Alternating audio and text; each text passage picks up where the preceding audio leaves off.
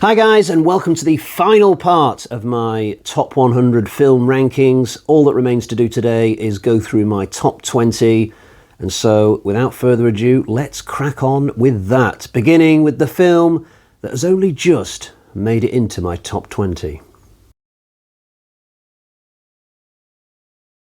At number 20 we have Haunt, or Halloween Haunt as it's known in Germany. This is a slasher film. It's set in an extreme haunted house. I really like that as a setting for horror. A couple of other examples that use that as a setting are The Houses That October Built and Hell House, but neither of those two have made my top 100. Haunt has. It's about a group of protagonists who are out clubbing one night and they find out about this haunted house like 20 minutes up the road. So they go there, they pay their money on the door, they start walking around looking at all the exhibits, getting a few scares and stuff. But this place is run by these 5 or 6 freaks with weird face paint designs who start picking them off one by one. It's got a great atmosphere, this film. I just really enjoyed it. It's got loads of great ideas.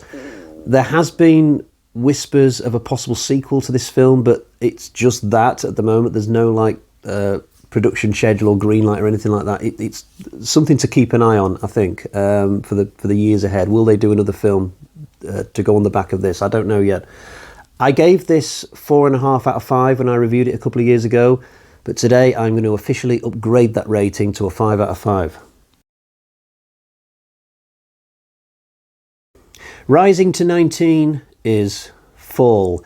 This is the most recently released film that is in my top 100. I think I've still only seen it once, and yet it's had such a massive impact on me. So if you don't know, this is about 2 thrill seekers. They're both women, and at the start of this they climb up this 2-mile high tower. It's really thin. It's like some kind of giant aerial in the Mojave Desert or something like that. But they get stuck at the very top of it because part of the ladder comes away just beneath them. And that is the movie. They are stuck up there for the rest of the time. And as viewers, we're on edge because we don't know if one of them will fall or both of them. And I won't spoil what happens in this, but it's just ridiculously exciting, this film. I can't remember another film that's had me this scared for like many years. I think the fact that I've got vertigo just amped up the experience for me with this. The whole thing reminded me of a time when I was a kid, when I was about maybe 8 or 9, and I was visiting my dad in his flat, and he'd rented The Fly with Jeff Goldblum, and instinctively I knew that this film was going to freak me out. It was going to be too much for me. He shouldn't have been letting me watch it really, but while he was in the kitchen making a coffee just before it started, I was wondering where to sit in the living room, and I came up with this idea of grabbing a cushion and taking it sort of behind the couch. Not completely behind it, just sort of to the side, so I could put my legs behind the couch and just kind of watch the film peering out from next to the arm. So, the theory behind this was that as soon as something freaked me out, I could just, quickly whip my head behind the couch. And it sounds silly, but as a kid, that makes total sense. And that is how I watched The Fly for the first time. But I'd completely forgotten about that until 30 odd years later when I watched Fall, because that's what this film made me want to do.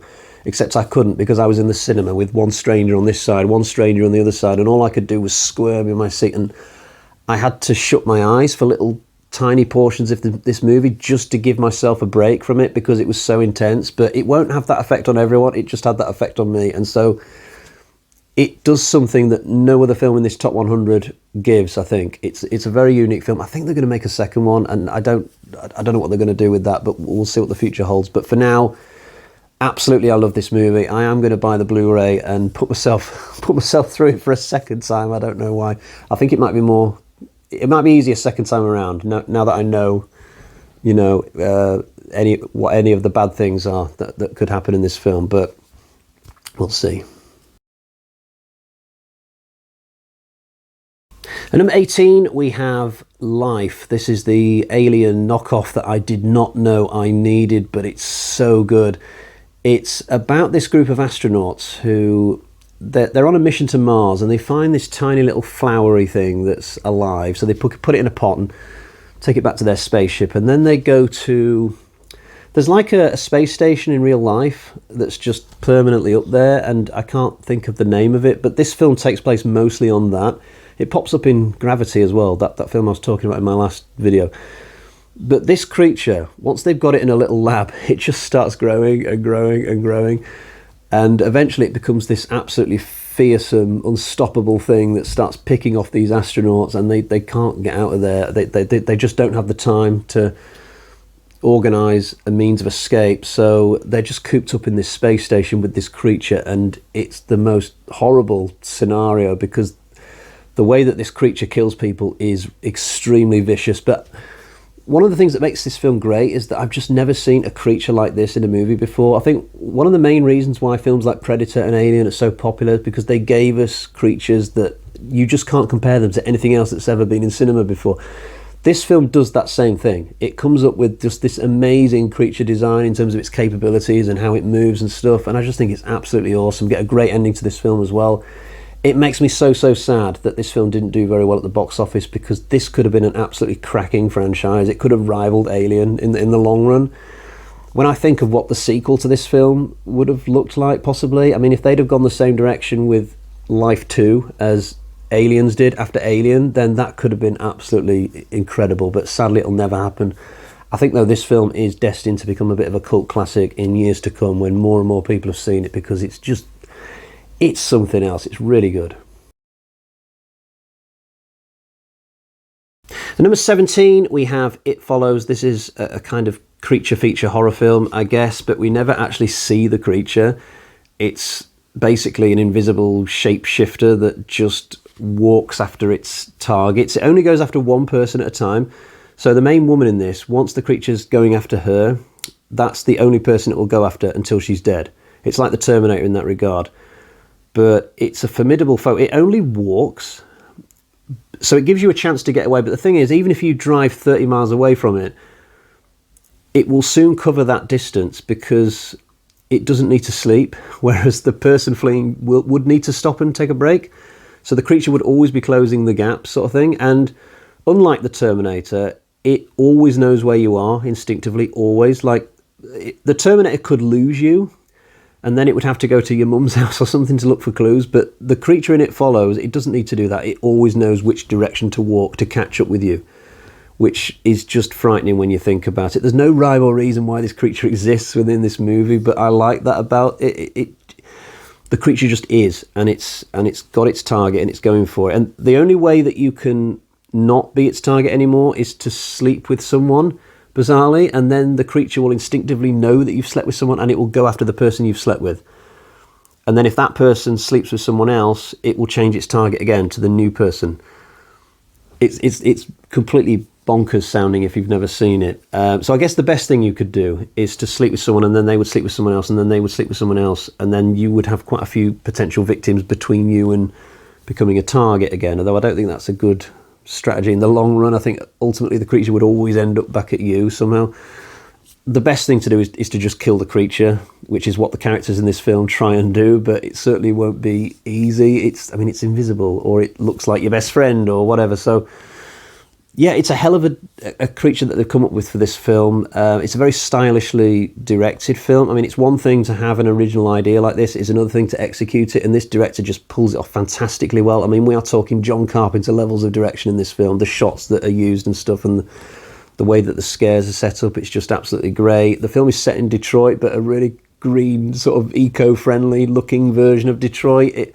It's like somebody watched RoboCop in their past and thought, I'm not happy with this depiction. One day I'm going to do a version of Detroit, which is completely the opposite. The OCP organisation in RoboCop could use It Follows as their promotional video. They could say, look, this is how Detroit is going to look like when we finish bulldozing your flats.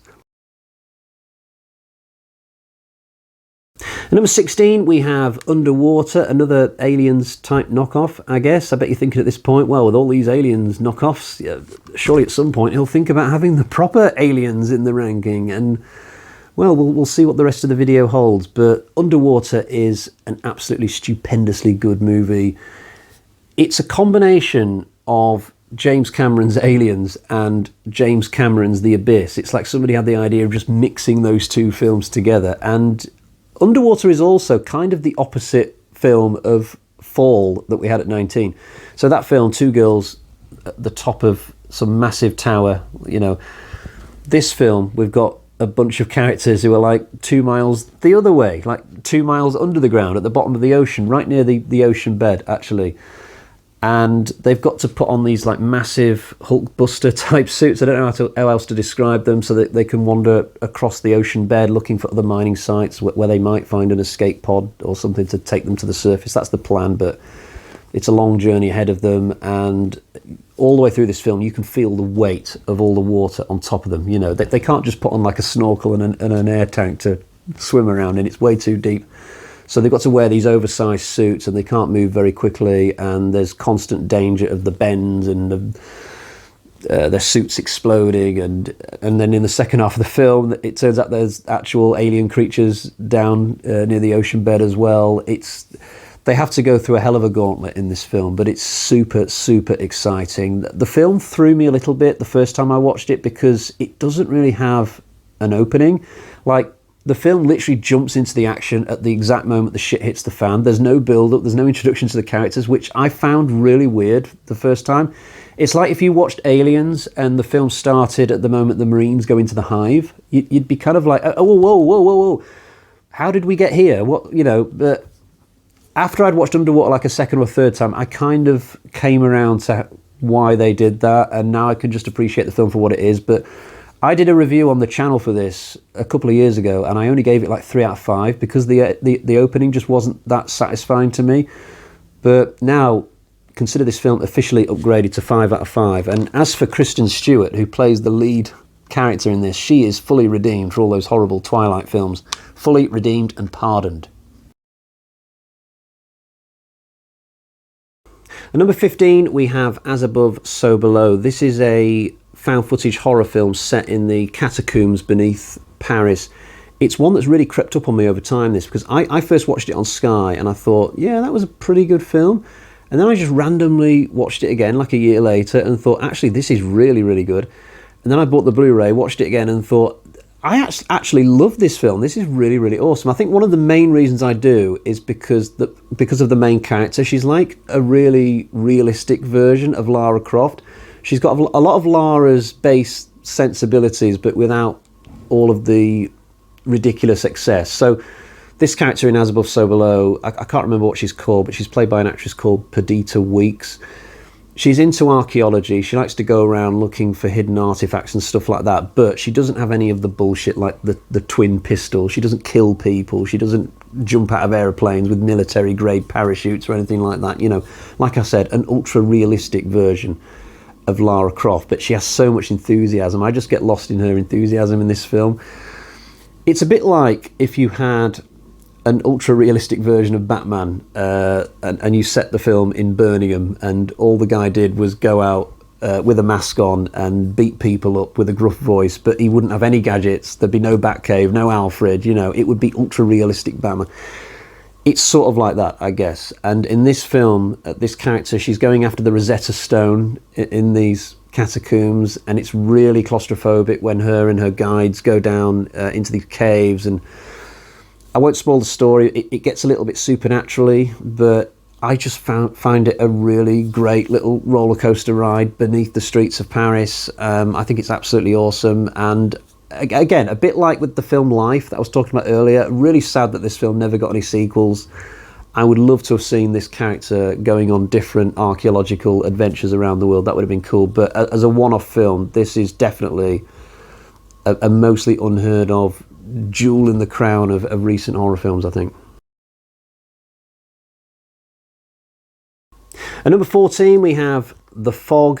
A bit of a golden oldie this time. John Carpenter's The Fog, of course. You're probably thinking right now, well, if he's got John Carpenter's The Fog in there, he's surely going to have Halloween in there at some point. Well, I first saw The Fog in the 90s, instantly fell in love with it, and at some point during the noughties I bought this DVD copy. I just think it's an absolutely awesome film. It's got such a great atmosphere. I just love how these people in this random seaside town are just going about their lives, and these pirate ghosts are suddenly thrust upon them because of other people's crimes committed 100 years before.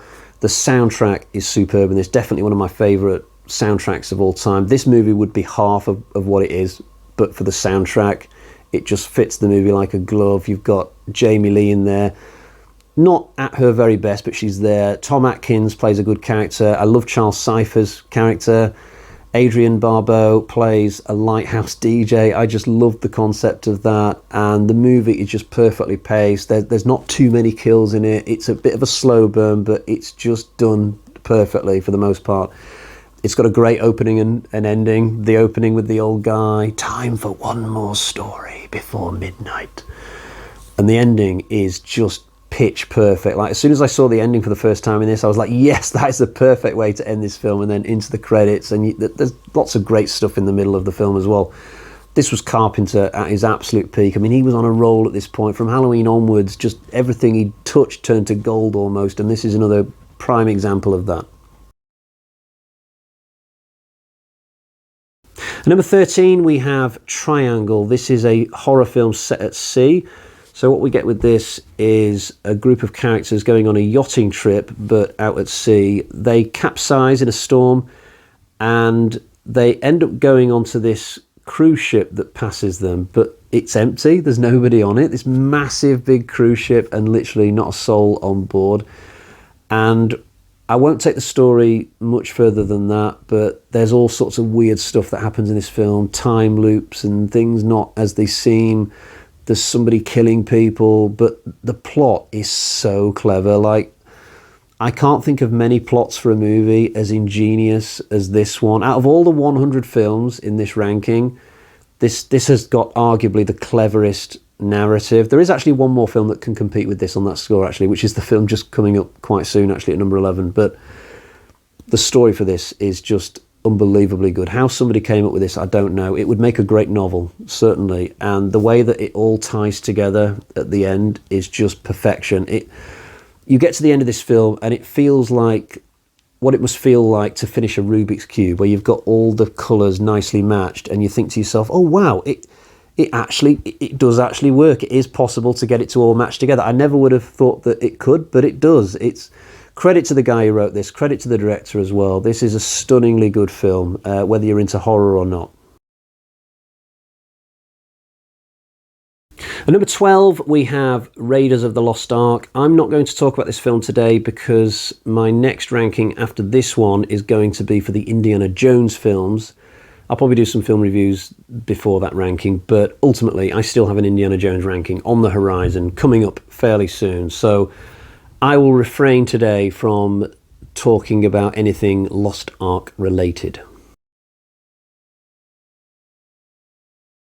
At number 11, just missing out on my top 10 of all time, it is Tenet, one of Christopher Nolan's recent films. This is that one that I was referencing briefly when I was talking about Triangle. This has got a really clever story. How somebody came up with the story in this, I don't know.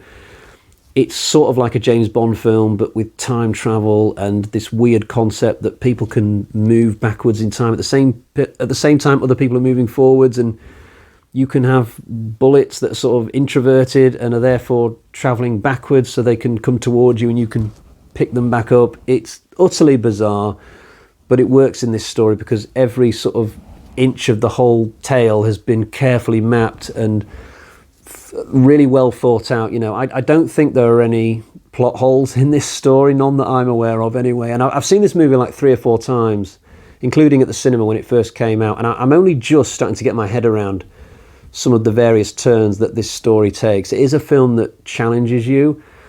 You've got to really concentrate every minute of the 2.5 hours of this, or you really might find yourself out of sync with what's going on. So it won't be for everybody. Some people like to just turn their brains off and have a bit of escapism with their movies, and I can be like that as well. I mean, wait until you see what my number 9 is for the ultimate example of just turning your brain off when you're watching a movie. But I also like movies that challenge me as well, and this movie is absolutely that. It's just a really complicated but fun and enjoyable film.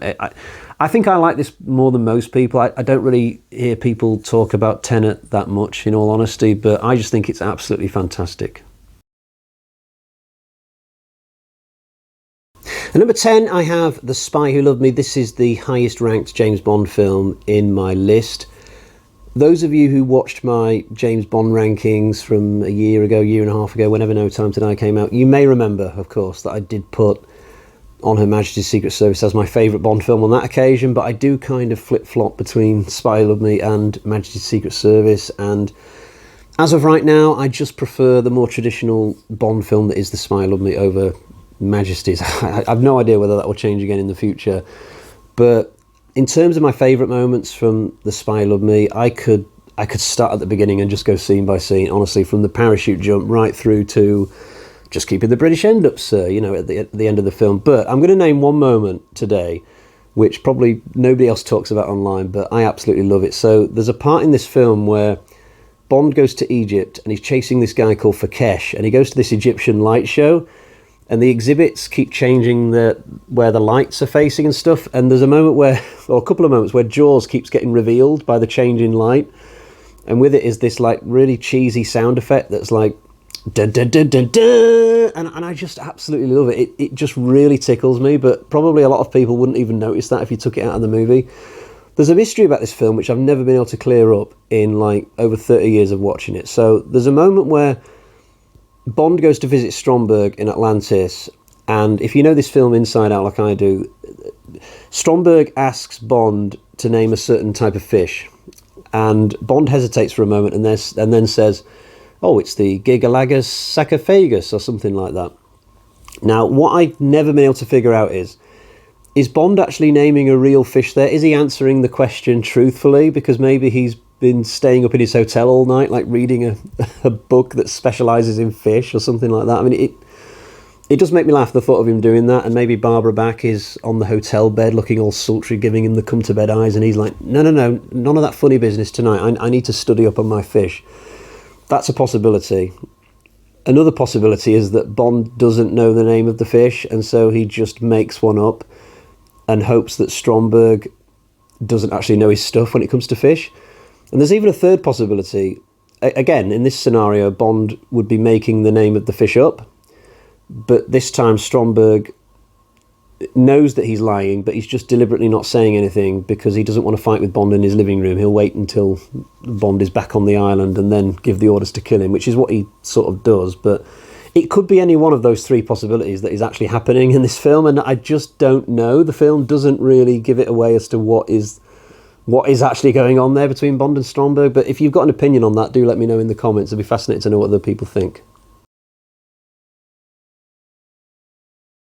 At number 9, we have Friday the 13th, Part 8, Jason Takes Manhattan. No, I have not taken leave of my senses, so you can stop looking at me in that tone of voice. May I remind you that this is my top 100 personal favourite movies. It is not the best 100 movies on some technical level or something like that. That would be a pretty boring and tedious list to put together, I imagine. I just love Jason Takes Manhattan. I fought against my love for this movie for the longest time. I'm not going to do it anymore. I'm proud to admit I'm a super fan of Friday Part 8. No, I am not taking any kind of medication at the moment, before you ask. I was in a car accident a couple of summers back. I don't think that's got anything to do with this. I've loved this movie since... I actually remember the rough time period when I first saw it. It was Easter '94 when it came on TV in the UK. And as luck would happen, I taped the movie just in case it was good, and I loved it so much that I actually watched it again like 3 days later. I was just about young enough at the time, 13 years old, to be scared by this movie, and I just found it the most incredible thrill ride. I just absolutely loved it. I actually thought it was over at the moment where some of the characters get into a rowing boat in the ocean. I didn't realise that only an hour or so had passed by that point. It felt like longer somehow. So I got this whole other section in New York, and it just went on and on and on, and I was just so excited watching it. It was just an unbelievable viewing experience for me at the time, and because I've constantly watched it ever since, I've never started thinking less of it. Sometimes you can really enjoy a movie as a kid, and then if you don't watch it for a long time, you re-watch it and think to yourself, oh God, did I really like that when I was younger? But I've never had that problem with Jason Takes Manhattan, because I've always made sure that I've rewatched it like every 2 or 3 years or whatever. But I love everything about this film. I love the characters. The only character who's boring for me in this film is the female English teacher. And yeah, I just love this movie. What more can you say?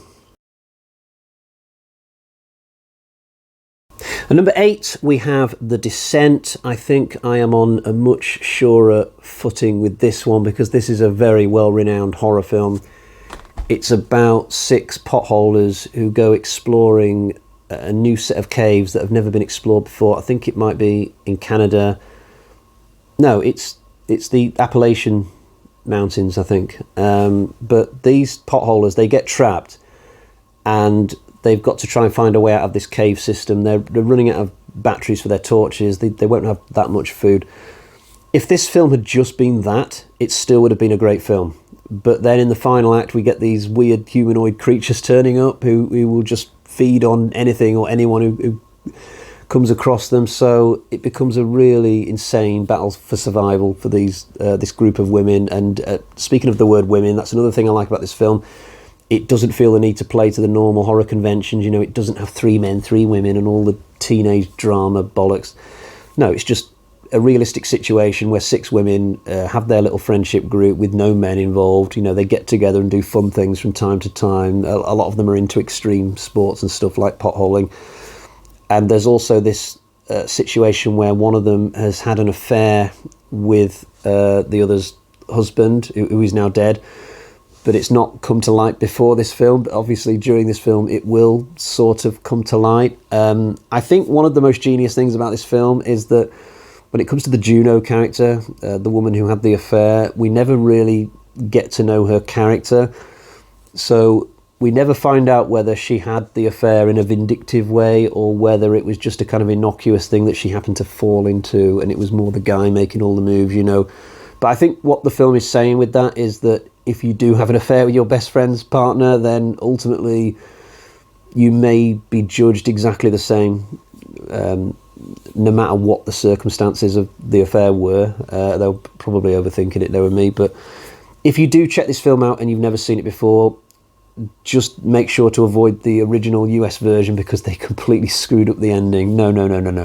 If in doubt, just get a British version or a European version.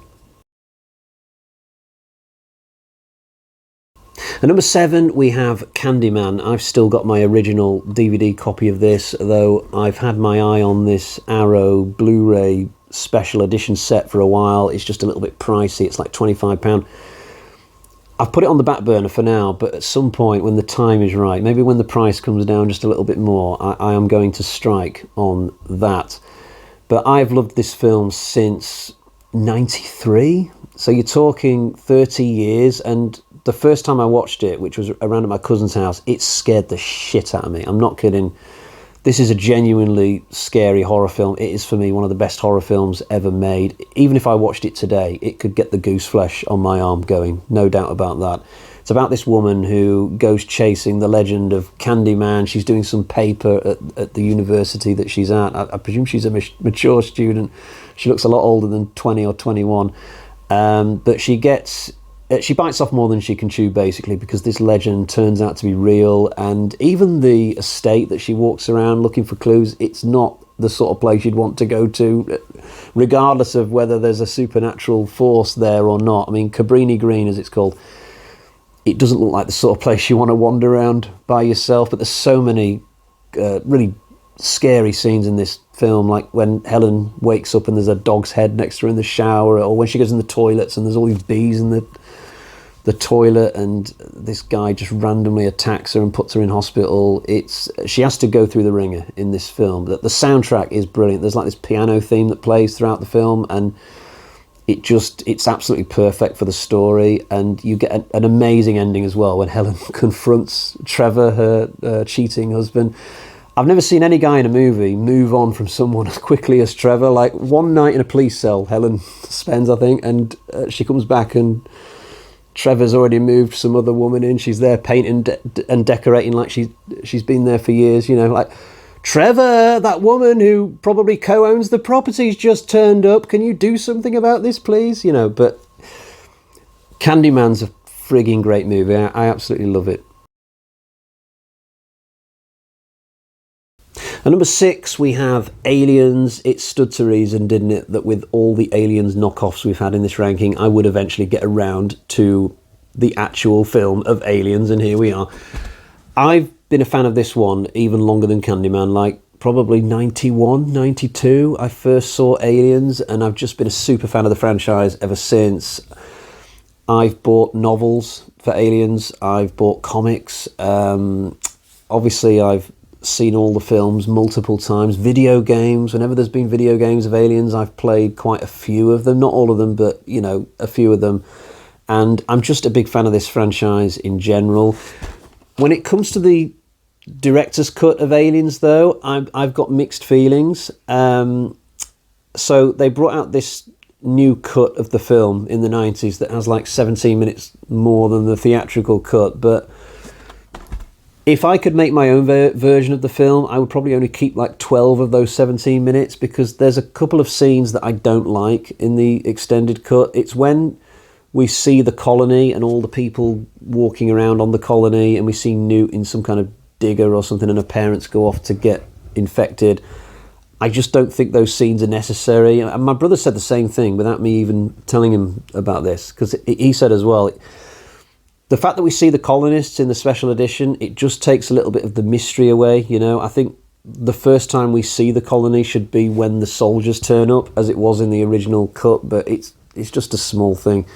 I must sound like a real moaner, don't I? I mean, I've got this classic, amazing film that's number 6 in my own ranking, and I'm wasting time talking about the one scene that I would maybe take out. But that's what we do as film fans, isn't it? Sometimes it brings out the perfectionist in us, and we like to just fantasize about little things that we would do to touch up our favorite movies, just to make them even more perfect. And yeah, I've done that with Aliens. But whichever version you watch of this film, it is absolutely incredible. It's one of the best films ever made for me, and I think that when it comes to this one, unlike Jason Takes Manhattan, this would be in a lot of people's top 10, I think. At number 5, we have Silent Hill. Now, whilst I probably won't get the same level of ridicule for this as I no doubt have for Jason Takes Manhattan, I still think a lot of people will be surprised that I've put Silent Hill this high. It's not necessarily known as a great horror film for most people, but for me, it's an absolute masterpiece movie. I love it to bits. I think in my case, the fact that I used to be a fan of the video games has helped. Maybe that's an important factor here, because I loved the video games before the movie came along, and when the movie came out, I was straight there at the cinema to see what they could do with it. You know, how would it look as a movie? I couldn't wait to watch it, and I wasn't disappointed. I came out of the cinema feeling like they'd done the video games justice.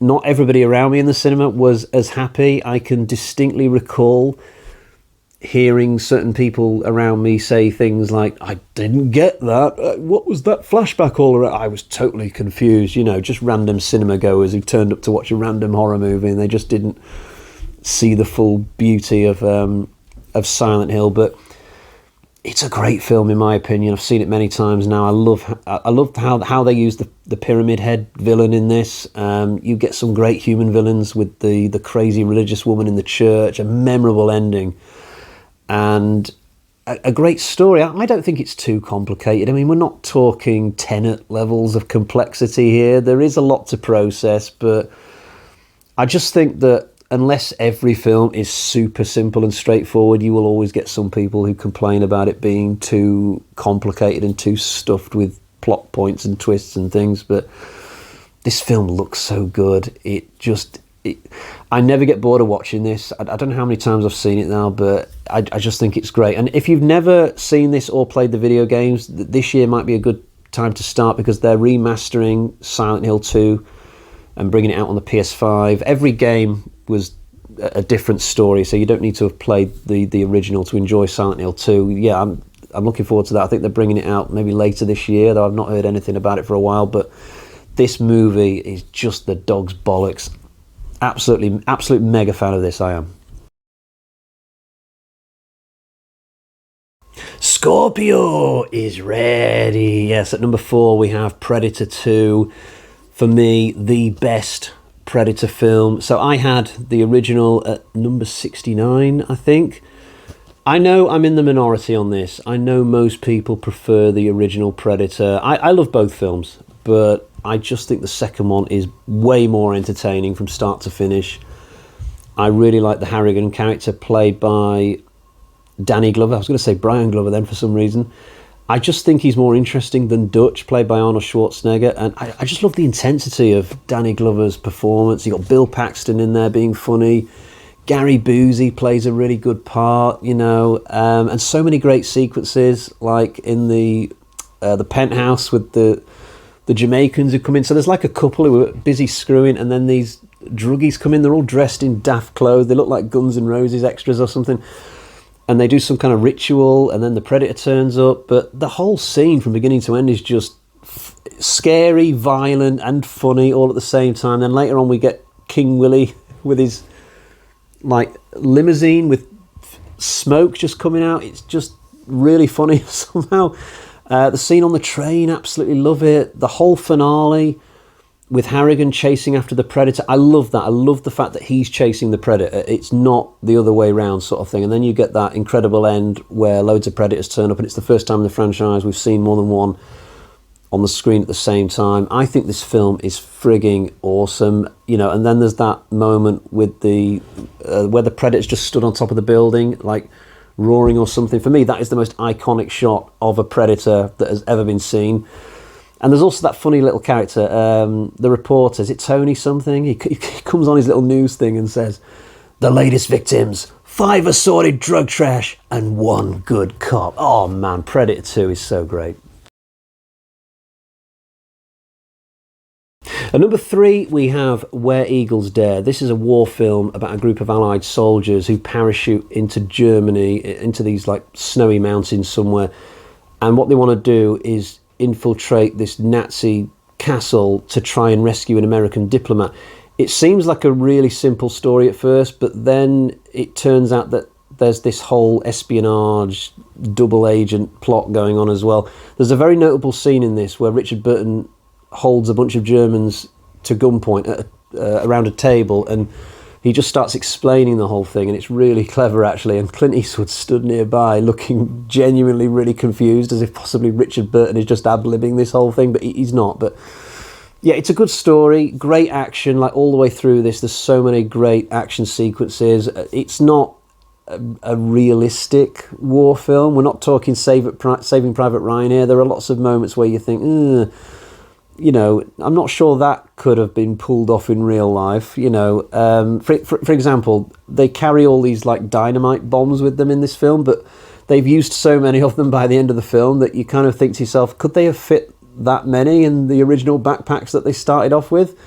And there's a moment that my dad always used to moan about where they get to this airport, and I think Richard Burton says, "Take out the tower," and one of them just points a gun, and magically the Germans at the top of this really tall tower just get shot within like 2 seconds and fall out. But I still love the movie. It's just one of those comfort movies that I can just go back to time and time again. I've seen this countless times. Again, like so many films in this top 100, it's one where my love for it developed in the 90s, and I've just been a fan of it ever since. I think I might escape some criticism for putting this at number 3, because I think a lot of younger people might not have necessarily seen this film. I think they'll just get to this film in the ranking and think to themselves, okay, I'll take your word for it that it's good then. At number 2, we have the original Halloween. For a long time in my life, I might have called this my number 1. In fact, it wouldn't surprise me if people who've followed this channel for a long time predicted in their heads that I would have this as number 1. But, you know, I was writing the films down, getting them in the order that I wanted, and it just so happened that I decided there was another film that comes ahead of Halloween. This is my second favourite franchise of all time after James Bond, so that therefore makes it my favourite horror franchise of all time. And yet this original film is the only Halloween in this top 100. I've not included any of the sequels. If I'd have done a 100 to 200 section, I think there would have been several Halloween films that would have been included at that point, but obviously I didn't take things that far. I just did 100 films. I don't need to go on about the story of Halloween. This is a film that's in that group of films like Aliens, like Terminator, you know, where everybody knows the story, everybody's seen the movie. This film is about Michael Myers going on a rampage in Haddonfield, the end. You know, I don't need to take it any further than that in this video, but it's nice to have a genuinely popular movie in a top 10 that also has Jason Takes Manhattan and Predator 2 in it, shall we say. But enough about Halloween. Let's now get on and find out what is my favourite film of all time. Can you guess what it is? I'm going to give you 5 more seconds to guess, and then we will have the big reveal. So here we go. 5, 4, 3, 2, 1, a half. Here it is. In the top spot then, we have Alien. Now, in years gone by, I would have said that this was a top 10 film for me, but not my number one. But a couple of things have happened in the last few years, which I think have bumped this film up to me to the point where it is now my all-time favourite film. Firstly, they brought out this 4K, and it really does make a difference. Like, this film is so sharp now. Like, the ship just looks so good. Even like random shots of corridors just look amazing. So if you like this film, spend the money to get this version. It's really good. And the second thing that's happened in recent years is that they brought out this video game called Alien Isolation. I can't remember what year it came out in now. Probably it could be going back a decade or so, but it's just the most unbelievable video game. It is my favourite game of all time, and I would probably say that even if it didn't have the Alien branding attached to it, but the fact that it does just makes it even better for me. I've played it several times. It's just got a great atmosphere, and the game, even though it's not following the same story as the original Alien, it does use it as inspiration in terms of how the ship looks in Alien Isolation and the space station. It does take a lot of the production design of Alien and move it into that game and stuff. So it's impossible to play that game without constantly thinking of the original Alien, and it uses various sound effects from that original film and stuff. So the fact that that game is so good has definitely, for me, just made me love the original Alien even more, to the point where, yes, I do now consider it a better film for me than Halloween, and I never would have done in the past. It's just happened in the last couple of years, I think, and whether that will ever change and Alien will drop off the top spot for some reason, I don't know, but I don't see it happening in the near future, if ever, but we'll see. I'm not going to go on about the story of Alien. You know, it's just one of the great sci-fi horror tales. It's brilliantly realised. Remember, this was the first time that the alien creature was used, so it had to be designed for this film, and it's just the most amazing concept, you know, especially with how the adult aliens are birthed through the stomach of men. It's disgusting, but also ingenious how they thought up that. I love the whole trip to the engineer's ship, and, you know, with the crackly screen and Ashes watching on the monitor, and you just have this amazing exploration thing going on, and it's just brilliant. It's got amazing characters. It's not overstuffed with too many characters. The world building with the film, it just feels so realistic with, you know, this ship full of disgruntled employees. You know, I just go back to it so many times. I've not always felt this way, that it is definitely a superior film to Aliens. I did used to be one of those people who went back and forth between Alien and Aliens, but here's where we are at this point in time. I am an Alien man now, and that didn't sound right, did it? I am an Alien man. But anyway, that is it for the rankings. I've gone from 100 to number 1. Thank you if you stuck with me all this way and watched all 5 videos. I'm going to have to go away now and think of what I'm going to do next on the channel. Probably some random reviews or something. But that is all anyway. Cheerio. Bye-bye.